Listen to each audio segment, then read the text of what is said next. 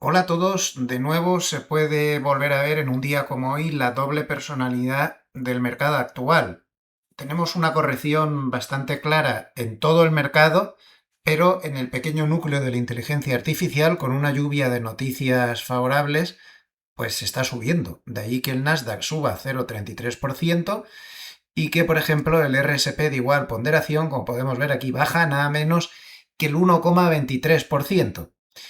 Muy buenas tardes a todos, bienvenidos a serenitymarkets.com. Les habla José Luis Cárpatos y esta es nuestra crónica de cierre de la sesión de hoy, lunes 3 de noviembre. Empezamos a grabar a las 5 menos cuarto de la tarde, hora española, 10:45 de la mañana, hora de Nueva York. Y como les decía en los primeros segundos de presentación, hoy tenemos dos mercados, hay que ver con cuál nos queremos quedar. El Russell baja 1,07%, el SP 500 de igual ponderación baja 1,28%. Por cierto, no ha hecho nada el RSP de igual ponderación desde el mes de julio. Está completamente lateral desde mediados del verano, ni se ha movido y está dando bandazos, ha tocado algún máximo histórico otra vez por los pelos, pero está completamente atascado, nada que ver con el gráfico del SP 500 normal, que está totalmente condicionado por inteligencia artificial. ¿Por qué está corrigiendo el mercado? Pues menos la inteligencia artificial, pues no está demasiado claro. Parece que aquí se sigue rumiando un poco el tema de que Powell no está muy proclive a bajar tipos de interés, pese a que tenemos algunos oradores de la Reserva Federal que sí que están a favor. Por ejemplo, hoy ha hablado Goolsbee diciendo que los tipos deben bajar bastante más de lo que han hecho. También Miran ha dicho lo mismo, este es el que puso Trump directamente. También podría ser el flojo dato de ISM de manufacturas, 48,7, cuando se esperaba 49,1, no, perdón, 49,5. Nos ha quedado en 48,7 cuando se esperaba 49,5 y desde el 49,1 anterior. Bueno, es un dato malo que muestra que la manufactura está en contracción. Este es un dato muy psicológico porque se publica, es uno de los datos más antiguos macro que se publican desde la Segunda Guerra Mundial, del final de la Segunda Guerra Mundial se empezó a publicar. Y psicológicamente, bueno, pues la manufactura al final solo es el 25% de la economía de Estados Unidos, pero se supone que debía estar volando con los aranceles y con todas estas cosas. Como ven, no es así. Está en contracción. A ver, muy buen dato no es. Si miramos las subpartidas, pues vemos que el empleo de manufacturas también está en contracción clara, 46, aunque por lo menos ha mejorado desde el 45,3 anterior. Y lo único bueno que sale aquí en el dato es la partida de precios pagados, que ha quedado en 58 desde un dato anterior de 61,9. Pero este dato, pues hay que ponerlo un poco en barbecho, ¿no? Porque si miramos el PMI de manufacturas, ya saben que yo me fío más del otro que de este, del PMI de manufacturas, más uniforme, se calcula igual que en el resto del mundo, no tiene en cuenta el sector público, el ISM sí, ponderan las respuestas por el tamaño de las empresas, el ISM no. El PMI no ha quedado tan mal, ha quedado en 52,5, mejor de lo esperado, que era 52,2, y desde el anterior 52,2. Pero como vemos, está claramente por encima de la zona de expansión. ¿Con cuál nos quedamos? Pues miren, si se tienen que quedar con alguno, quédense con este, que es mucho menos famoso. De hecho, a veces, hasta cuando te repasas la actualidad, no va ni a aparecer, porque muchas crónicas ni lo nombran, solo hablan del ISM como si el ISM tuviera una especie de superpoder, ¿no? La S esa fuera de super macrodato, ¿no? Pues no. A mí me parece más fiable este y no creeré en que de verdad la manufactura está en contracción hasta que no vea los dos en contracción. Ya está, es que con eso solo me basta y no están los dos en contracción. Por lo tanto, no me parece tampoco una cosa tan terrible. Ya sabíamos que la economía no está tampoco tan para acá ni para allá. Está muy dopada por la inteligencia artificial. Ya sabemos que tanto en bolsa como en economía, la inteligencia artificial lo domina todo, pero tampoco es una cosa tan terrible. Pero el caso es que la corrección ahí está.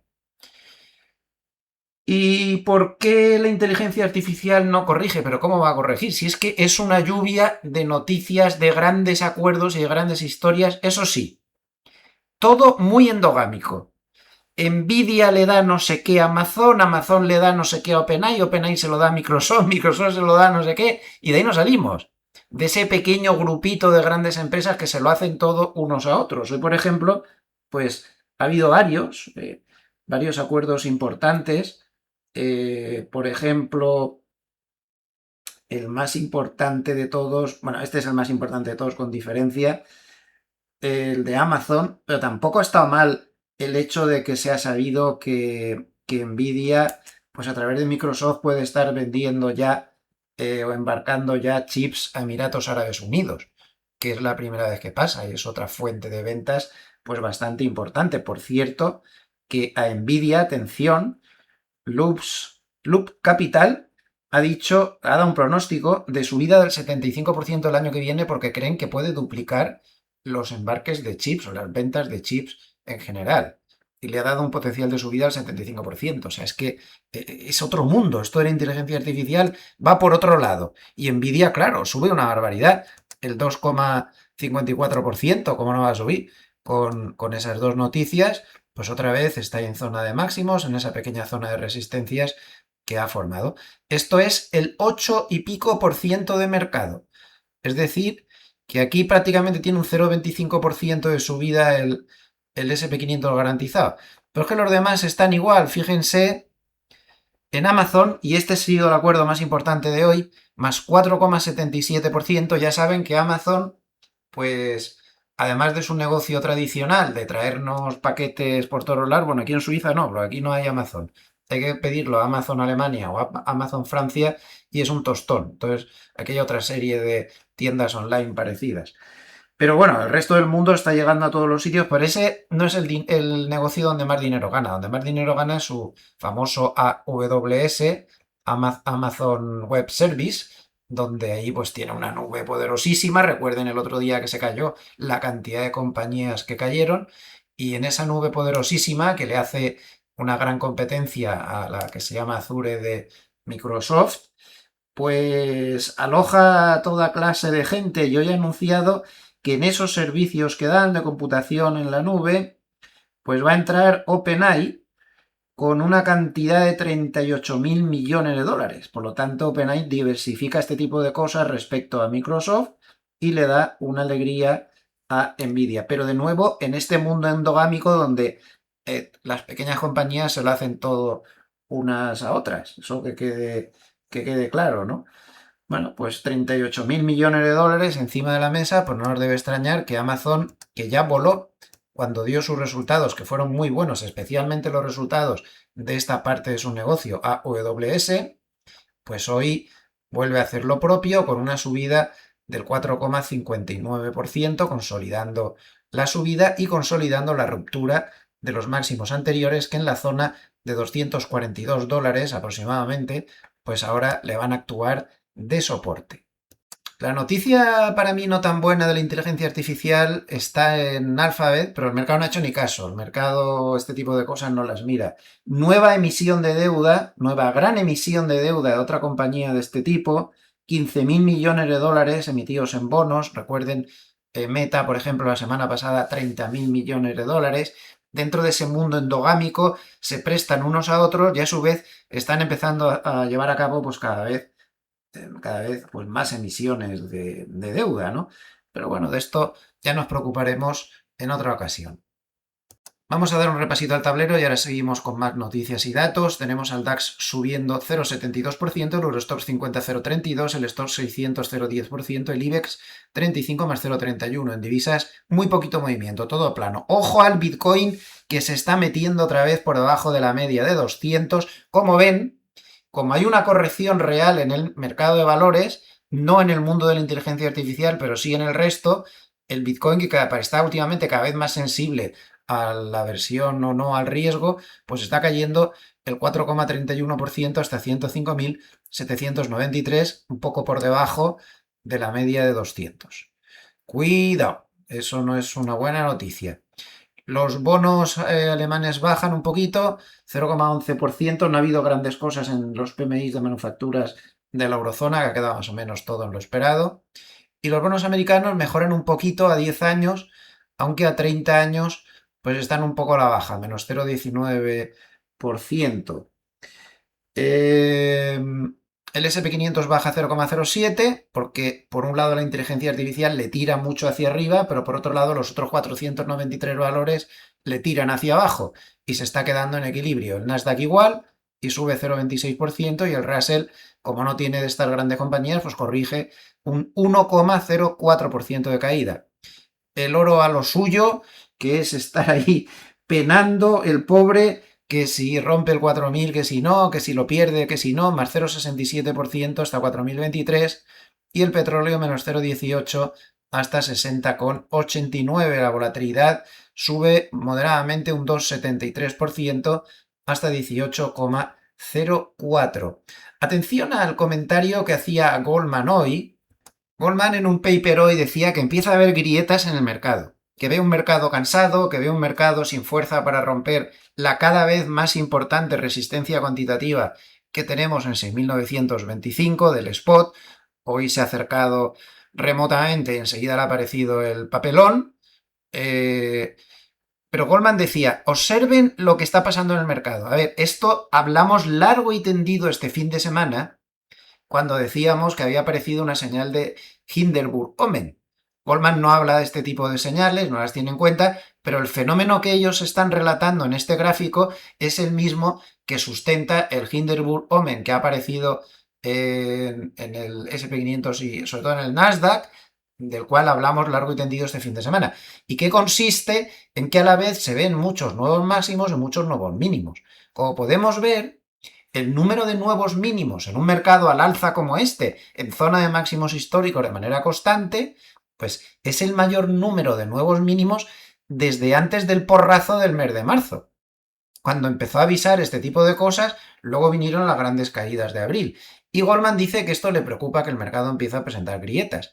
Ya digo, este fenómeno ya lo ha visto mucha otra gente y de ahí la aparición de la señal de Hindenburg-Omen. Y es verdad, estamos viendo un mercado que empieza a no tenerlo claro. Esto no es normal. Si estás alcista, pues pasa todo esto, muchos más máximos que mínimos. Pero cuando están igualándose los dos, es que hay un periodo de confusión y no está ya muy claro por dónde van los tiros. Ojo.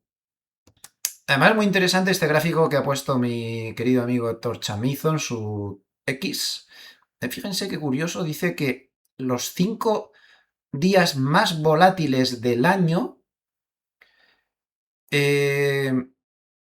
lo que han influido en el total del año, vamos, muchísimo más desde 1987. Se está concentrando en unos pocos días el baile, normalmente. Y a quien no le va bien, se ve en este gráfico de Chris Kimball, es a las tierras raras.